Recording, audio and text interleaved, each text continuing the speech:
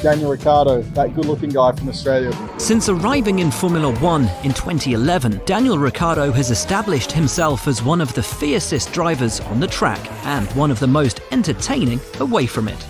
The self-styled honey badger has treated Formula One fans to many awkward interviews, infamous celebrations, and meme-worthy moments. So let's count down our funniest Daniel Ricciardo moments.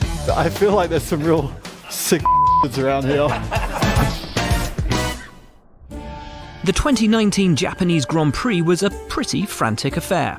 With Storm Hagibis bearing down on Japan, everything at the Suzuka circuit had to be shut down on Saturday, with high winds and heavy rain forecast. Fortunately, the storm passed without too much damage, so F1 fans were treated to a frenetic Super Sunday of qualifying and race action. After a day as hectic as that, you'd probably expect the drivers to be fairly exhausted when it came time for post-race interviews. Here we see a tired-looking Charles Leclerc trying to explain his first lap incident with Max Verstappen, but someone in the background was causing a bit of a scene. Yeah, we all seen what happened, I understood, and we had a contact with Max.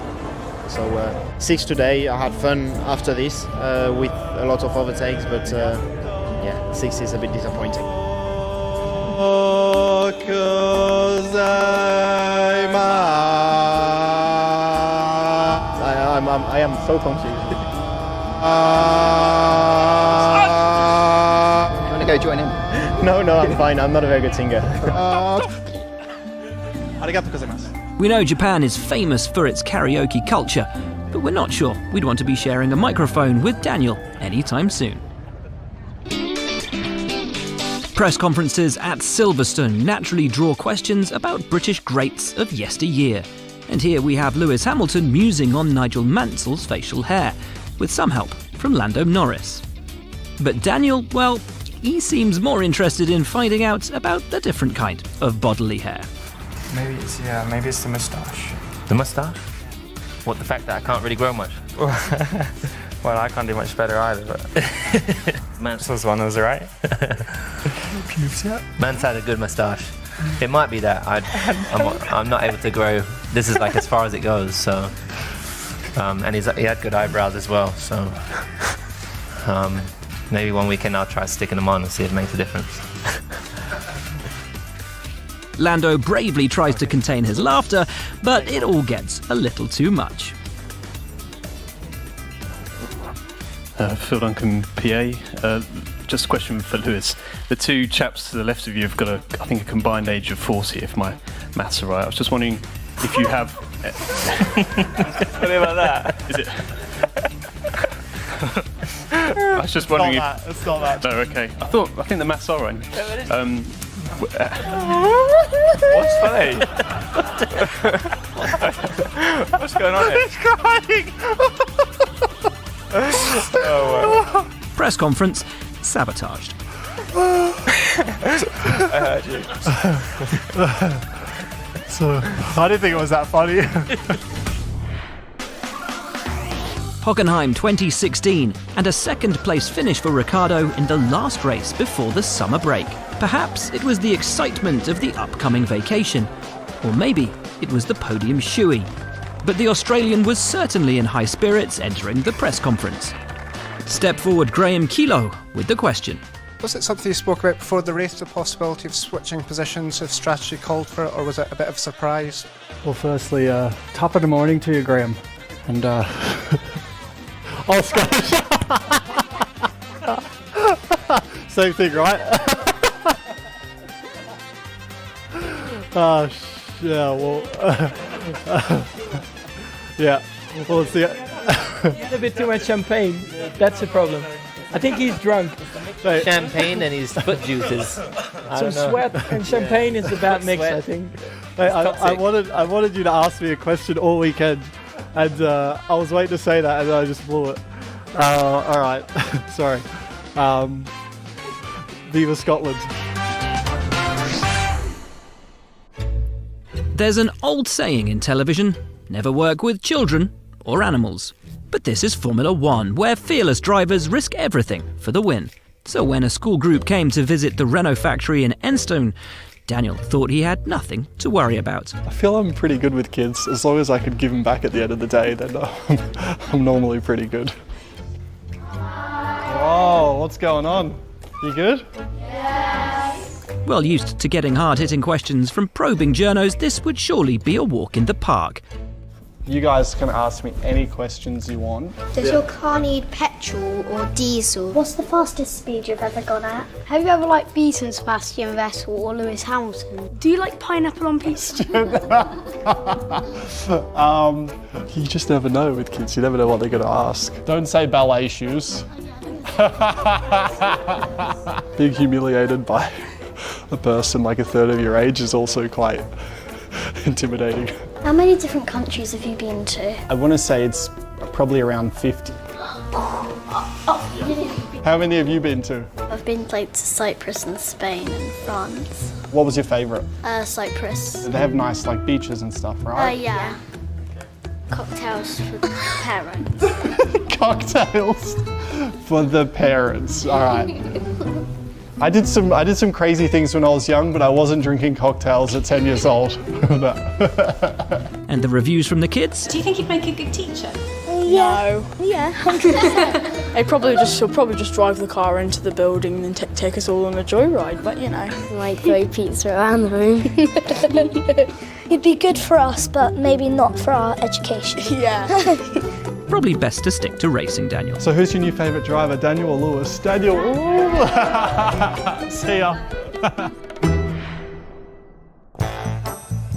Here we are at Monza in 2017, where heavy rain was causing a long delay to Saturday qualifying. During a stoppage like this, you'd forgive the drivers for taking themselves off to their motorhomes to maintain their focus for the upcoming session. But Daniel had a different idea. Now, it's a well-worn route for drivers to take up punditry roles after they've stepped away from racing, but the Australian seemed more interested in life behind the scenes. And armed with one of the international feed cameras, he was soon broadcasting to the world via DannyCam. He could have taken us for a tour of the Red Bull garage, perhaps stop in to see how teammate Max Verstappen was passing the time. Instead, he made a beeline straight to the Mercedes garage and the car of title challenger Lewis Hamilton. Being an F1 cameraman essentially gives you an access all areas pass in the pit lane, and Daniel certainly made the most of it, getting up close and personal with the W08. And who knows, if he can learn to hold the camera steady, maybe there's a future in it for him. One of our favourite things about team radio is that it lets F1 fans hear the unfiltered emotions of the drivers in the heat of racing action. Oh my god, did you see the move? I am stupid. I am stupid. Me too!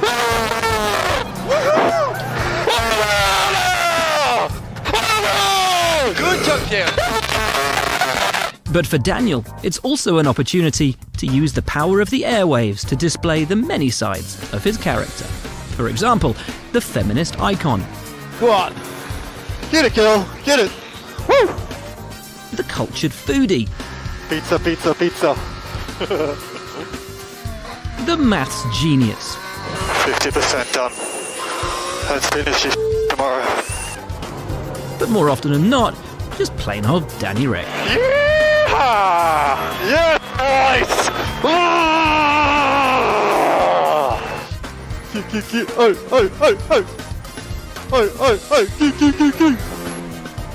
Radio check. Yep. Loosey-goosey. 15 seconds to the green light. Okay. You sound husky and beautiful. Do my best for you. Now, there are many tattoos in the Formula One paddock, from pit crews to journalists and even drivers. Lewis Hamilton, Kevin Magnussen, Kimi Räikkönen. Every weekend, there's plenty of ink on display. And from time to time, the drivers let you in on the profound and meaningful reasons behind their body art. Here's Daniel describing his newest addition at the 2019 British Grand Prix. I got it in London and it was cool. I don't know. I think you're not well when you miss. I hate needles, but when you miss the feeling. It's addictive though. Yeah, no. It's kind of messed up, right? It's like the whole pain-pleasure thing. Yeah, it is. It's rewarding. Talk about pain-pleasure. He's cute, How is isn't it he? driving with Renault in the Chubby. moment? You know, he is cute. Yeah. Is it he? With his little it he? bottom. Yeah, it's a he. But actually, we forgot to attach the string on the bow, so I gotta Because go I wondered, back. what is it? What is it? Yeah, I gotta go Is back that a to- bow? it's Or a it's, bow, yeah. okay. Yeah. I didn't need the arrows. He's already shot the arrow, but yeah, I've got to add the string. But that's alright. Just makes it more unique. Isn't he cute? I want to rub his tummy. His little belly. There you go. Thanks, Daniel. Have a good weekend. Awesome. You too.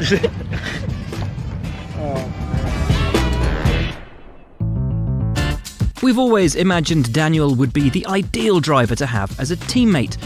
Someone who could push you to greater success on the track, but also someone you'd be happy to hang out with away from the circuit.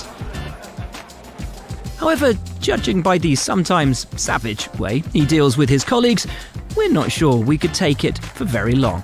Natuurlijk de start. You did Rachel Williams, didn't you? Wait, when did Nick Heidfeld get a podium? Wait, when? Oh, No, I thought again he was. What did you think he was? I thought he was like. Didn't he have the stat for like?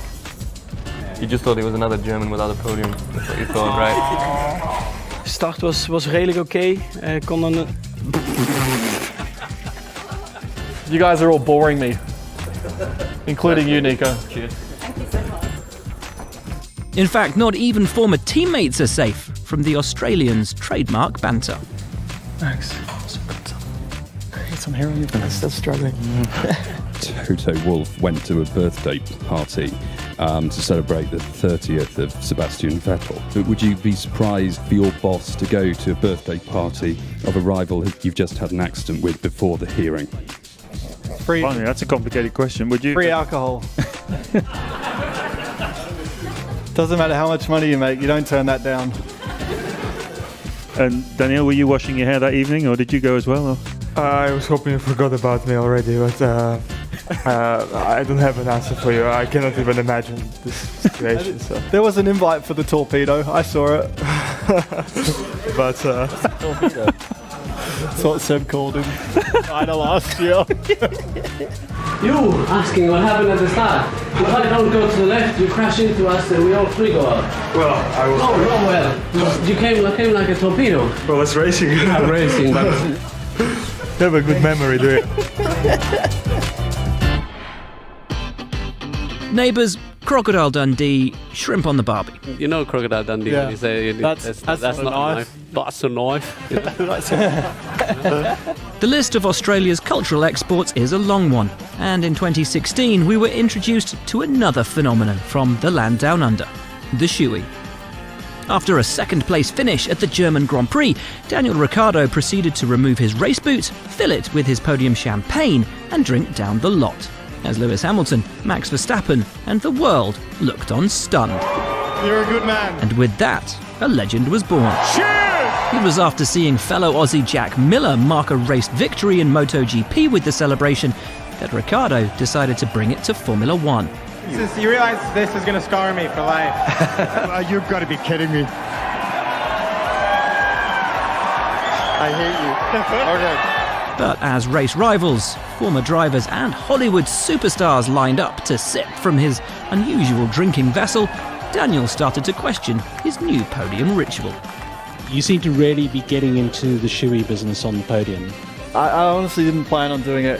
Even Baku, I was like, I won't do it. DC took my shoes off. And then Austria, Martin was like frothing for it. So Thank you very much. I feel like there's some real sick around here. Oh, you got to do it quickly, haven't you? It's risky with back-to-backs. It is. All the podium guys could end up in hospital for a week. So for the sake of the sport, it's probably best if Daniel keeps his boots to himself. There we go. This is the man. This is the world expert at shoeys. That's how you do it. Every now and then you get a story that's almost too perfect to be true. At the 2019 Australian Grand Prix, 5-year-old Louis Pope was asked by an Australian news network who his favourite driver was. His answer? Daniel Ricciardo. Good man. The internet exploded with Ricciardo avocado smash-ups as Australia's favourite driver and brunch were brought together for the first time. Nice to meet you. You're more famous than me. Did you realise that? Yeah. How old are you? 5. 5. Only 5. Wow. You're still young. You're still young. Do you shave yet? You don't shave yet. You don't have a beard? No. Do you go out much? Yeah. Do you hit the nightclubs? Do you have a girlfriend? No. Alright, cool. You're just chilling. Now, what did you say you're going to be when you grow up? Four-wheel driver. Yeah. It's pretty cool. It's pretty cool. I know someone who does that for a job. So, to Lewis from Avocado. There you go. Oh, it's a bit big. We'll tighten it for you. Do you want to race my car tomorrow? Yeah.